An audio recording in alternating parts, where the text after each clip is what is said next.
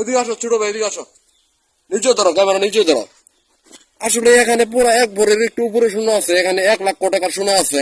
আসলে এখানে 1,00,000 টাকার সোনা আছে। সোনাটা আমি নিয়ে আসছিলাম সৌদি আরব থেকে। আমি এই সোনাটা একজনের গিফট করব, 3টা প্রশ্ন করবো ইসলামে থেকে। মানে সোনাটা কাকে গিফট করবো, যে আসলে হুজুর মানে মসজিদের ইমাম সাহেব, মানে তাকে এই সোনাটা আমি গিফট করবো। মানে 3টা প্রশ্ন করবো, 3টা প্রশ্নের উত্তর যদি সে সঠিকভাবে দিতে পারে তাকে 1,00,000 টাকা সোনা আমি নিজে গিফট করবো ইনশাল্লাহ। তো সকলে ভিডিওটা কন্টিনিউ থাকেন ইনশাল্লাহ। ওকে, দেখেন। আসসালামু আলাইকুম, কার কেমন আছেন? সোনার দোকান আপনার? সোনার চেন এগুলা নাকি বিক্রি করেন আপনি? কাকা একটু মাপ দেন। এটা এখানে চেন আছেন, সৌদি আরব থেকে নিয়েছিলাম, কাকা মাপ দেন। দেখেন কত বড়ি হয়। আসলে চেনটা আমি সৌদি আরব থেকে নিয়েছিলাম। এখানে দেখি কত মানে কত বড়ি আসে। 1 ভরি 15 আনা 9 পয়েন্ট। মানে 1 ভরি 15 আনা 9 পয়েন্ট। আসলে 1 নম্বর প্রশ্ন হলো হুজুর আপনার কাছে, 1 নম্বর প্রশ্ন হলো পৃথিবীর মধ্যে সর্বপ্রথম নবী কে ছিল? পৃথিবীর ভিতরে সর্বপ্রথম নবী হযরত আদম আলাইহিস সালাম। হযরত আদম আলাইহিস সালাম। 1 নম্বর প্রশ্ন আপনার সঠিক হয়েছে। দ্বিতীয় নম্বর প্রশ্ন হলো যে মুসলমান মানে নামাজ পড়া জানে তো, তার নামাজ পড়ার উপকারিতা, কিন্তু নামাজ জানার পর কিন্তু নামাজ পড়ে না, কি জন্য পড়ে না? দ্বিতীয় নম্বর প্রশ্নের উত্তর দিতে পারেন আপনার। 2 নম্বর প্রশ্ন অলরেডি কমপ্লিট হয়ে যাবে, একটু বলেন নামাজ কি জন্য পড়ে না, মানে জানে নামাজ পড়ার উপকারিতা কিন্তু নামাজ পড়ে না। প্রশ্নের উত্তরটা যদি বলতেন হুজুর আপনার। এটা অনেক আছে যে তার অলসতার কারণে সে পড়ে না। মানে তার অলসতার কারণে কি পড়ে না? মানে তার হাত দুর্বল, আপনি কি বলতে যাচ্ছেন তার হাত দুর্বল, তার অলসতার কারণে পড়ে না? আল্লাহ পাক বলছে যে যাই নাও না যারা পান করবো তার জন্য দুদক আছে। মানে তাদের জন্য কি দুদক আছে? যে ব্যক্তি মুসলমান থাকে 5 ওয়াক্ত নামাজ কালাম না পড়ে তার জন্য দুদক আছে। আপনি কি বলতে যাচ্ছেন? জি। ওকে, ডান। 2 নম্বর প্রশ্ন আপনি অলরেডি ডান হয়ে গেছে। 3 নম্বর প্রশ্ন হলো, শেষ নবী হযরত মুহাম্মদ। যাই হোক মানে প্রশ্নগুলো মানে আমি মানে তেমন কঠিন ভাবে ধরলাম না। মানে 2 নম্বর প্রশ্ন অলরেডি ডান হয়ে গেছে। তো 3 নম্বর প্রশ্ন হলো মানে হযরত মুহাম্মদ সাল্লাল্লাহু আলাইহি ওয়াসাল্লাম, আমাদের দিনের নবী হযরত মুহাম্মদ সাল্লাল্লাহু আলাইহি ওয়াসাল্লাম পৃথিবীর মধ্যে কত বছর বেঁচে ছিলেন? এই প্রশ্নের উত্তর যদি আপনি দিতে পারেন আপনার জন্য গিফট অলরেডি আমি দিয়ে দেবো ইনশাআল্লাহ। তো 3 নম্বর প্রশ্নের উত্তরটা আপনি দিবেন, আমি জানি আপনি দিতে পারবেন। নবী হযরত মুহাম্মদ সাল্লাল্লাহু আলাইহি ওয়াসাল্লাম পৃথিবীতে 63 বছর জিন্দেগি পার করে গিয়েছেন। উনি এখনো জীবিত আছেন। মদিনার শরীফে, মদিনার রওজা শরীফে হুজুর পাক সাল্লাল্লাহু আলাইহি ওয়াসাল্লাম এখনো জীবিত আছেন। মানে আমার আপনি দুনিয়া থেকে সাইফে গেছেন, উনি দুনিয়াতে জীবন যাপন করেছেন 63 বছর। মানে আমাদের হযরত মুহাম্মদ সাল্লাল্লাহু আলাইহি ওয়াসাল্লাম দুনিয়ার মধ্যে 63 বছর বাঁচছে। জি। মানে আমাদের হযরত মুহাম্মদ সাল্লাল্লাহু আলাইহি ওয়াসাল্লাম পৃথিবীর মধ্যে 63 বছর বাঁচছে। সে একজন আল্লাহর দুস্থ ছিলেন, কিন্তু আমরা তার উম্মত হয়ে এই যে মুসলমান হয়ে আমরা নামাজ কালাম পড়ি না।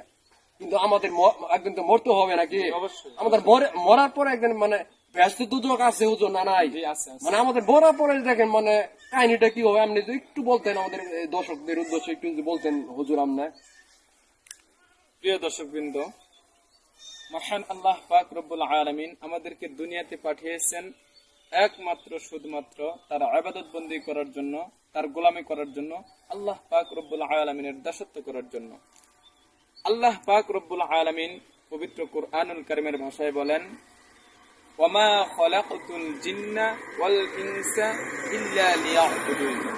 আল্লাহ পাক রব্বুল আলামিন বলেন, আমি মানুষ এবং জিন জাতিকে সৃষ্টি করেছি একমাত্র আমার ইবাদত বন্দেগী করার জন্য। মুহতারাম হাজরিন, আমরা দুনিয়ার জমিনে আসছি, এক সময় ছিলাম না, আর এক সময় থাকবো না। বর্তমানে যারা আছি, অতীতে যারা আসছিল তারা কিন্তু চলে গেছে, ভবিষ্যতে যারা আসবে তারাও একদিন চলে যাবে। আমি আপনি দুনিয়ার বুকে বেঁচে আছি, এটা মনে করা যাবে না যে আমি কখনো শেষ হব না, আমি কখনো চলে যাব না। না, আমার আপনার একদিন চলে যেতে হবে। সেই জন্য বর্তমান যেই সোশ্যাল মিডিয়ার মাধ্যমে আমি আপনাদের সকলকে আহ্বান করব, আসুন আমাদের যেহেতু এই পৃথিবী ছেড়ে চলেই যেতে হবে পরকালের জন্য, আমরা কিছু অর্থ উপার্জন করি। পরকালের অর্থ হচ্ছে নামাজ, রোজা, হজ, যাকাত আর অন্যান্য যে সমস্ত ভালো কাজ আছে সেই সমস্ত ভালো কাজ যেন আমরা করতে পারি। আল্লাহ পাক রব্বুল আলামিন আমাদেরকে 5 ওয়াক্ত নামাজ এবং পাশাপাশি ভালো কাজে শরীক হওয়ার জন্য তৌফিক দান করুক, সকলে পড়ি আমিন। আলহামদুলিল্লাহ।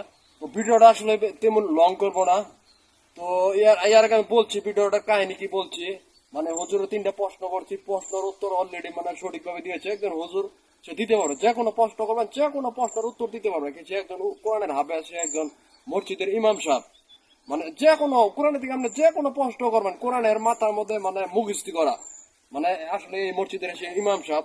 মানে ভিডিওর আগে আমি বলছি মানে কিশোর জন্য কাকে গিফটটা দিব, আসলে আমি আর ভিডিওটা লং করবো না, মানে এই গিফট আমি হুজুরকে দিয়ে দিব।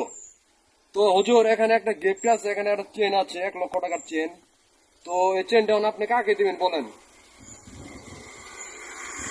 কাকে দিবেন, আপনি কাকে দিবেন বলেন? আপনার বউ আছে, বিয়ে করছেন আপনার, জি আপনার বউকে দিবেন? না তো আপনার মেয়ে আছে, জি আপনার মেয়েকে দিবেন এটা? না তো কাকে দিবেন?